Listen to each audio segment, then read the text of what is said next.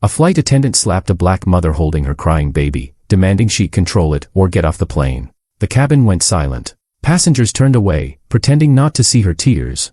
The mother clutched her child, humiliated, unaware that justice was already on its way. From first class, a deep, commanding voice broke the silence.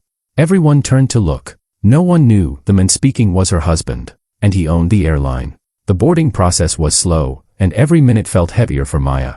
Her 6-month-old son, Liam, whimpered softly against her chest, unsettled by the noise and movement.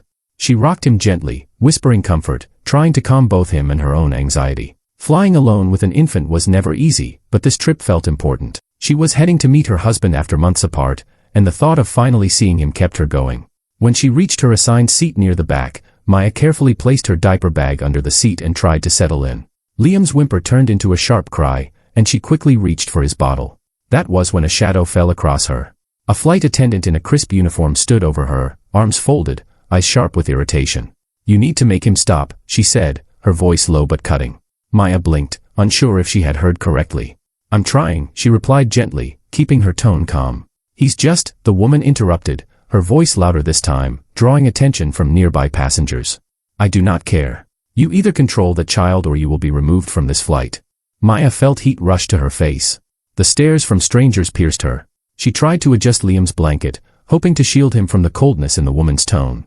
But then, before she could react, the attendant reached down and slapped Maya's arm, hard enough to jolt Liam's bottle from her grip. The baby screamed louder. A gasp rippled through the surrounding rows. Some passengers looked away, others whispered to each other, but no one spoke up. Maya's heart pounded in her ears. She wanted to say something, to defend herself, but the shock stole her voice.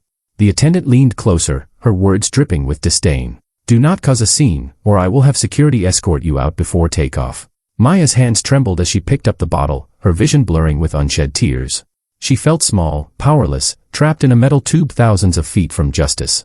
She had no idea that someone on this plane had just witnessed everything, and that person was about to change everything. Aisha's cheek still stung from the slap, but what hurt more was the look on her baby's face. Wide-eyed, trembling, as if sensing his mother's fear. Passengers whispered, some pulling out their phones, but no one dared to speak up. The flight attendant, a tall woman with perfectly styled hair, crossed her arms and sneered. "Maybe now you'll learn to follow instructions," she said coldly. Aisha's hands shook as she tried to calm her crying child. She wanted to scream, to stand up for herself, but the humiliation had stolen her voice. Her seatmate, an elderly woman with kind eyes, leaned over and whispered, "Honey, you should report her." That was uncalled for. Before Aisha could respond, the flight attendant returned with a smirk. "You're lucky I don't have you removed from this flight," she muttered under her breath, making sure only Aisha could hear. Her tone was dripping with condescension, as if Aisha's very presence was an inconvenience. The rest of the cabin seemed frozen in uncomfortable silence.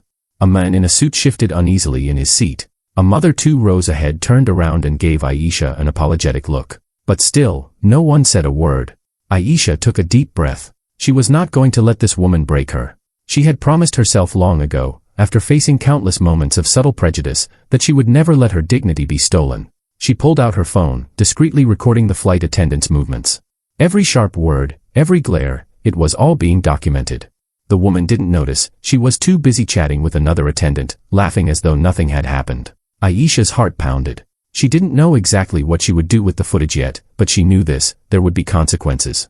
What the flight attendant did not realize was that Aisha's husband was not just any man. He was the one person in the world she should never have messed with. Kayla sat frozen in her seat, her mind torn between rage and shame. She could feel the heat of the stares from passengers who were still whispering. Some looked sympathetic, others avoided her gaze. The flight attendant moved on, pretending nothing had happened. Kayla wanted to scream. She wanted to demand justice. But with her baby stirring again, she forced herself to stay quiet, for now. Suddenly, her phone buzzed in her lap. It was a text from Marcus. "How's the flight?" "Almost home." Her fingers trembled as she typed back, "Something happened, you won't believe it." She hesitated, unsure how to describe the humiliation without breaking down completely. Before she could finish, the captain's voice crackled over the speakers. "Ladies and gentlemen, we will be landing in about 40 minutes. Please remain seated," but Kayla barely heard the rest. Because at the front of the plane, the same flight attendant was speaking in low tones to a man in a crisp navy suit. A man who had just stepped into first class. His sharp features, calm but firm demeanor, and the way the attendant's expression suddenly shifted told Kayla he was someone important. She had no idea that in less than an hour, her humiliation would be replayed, not just in words, but in front of the person with the ultimate power to change everything. The man in the navy suit slowly turned, scanning the cabin. His gaze landed on Kayla. Their eyes met for just a moment, and something in his expression shifted from neutral to concerned. He started walking toward her row. The whispers grew louder. Kayla held her baby tighter. Was this another confrontation? Another humiliation? Or was this something else? She would not have to wait long to find out. The flight attendant stood frozen, her once smug expression replaced by a look of pale shock. Passengers who had once looked away were now recording, their phones capturing every second. Maya sat still, her arms tightening protectively around Noah. She was not seeking revenge, only dignity. But it was Daniel's voice that broke the tense silence. "You will not lay a hand on my wife again," he said, each word slow and deliberate. "And you will address her with the respect she deserves."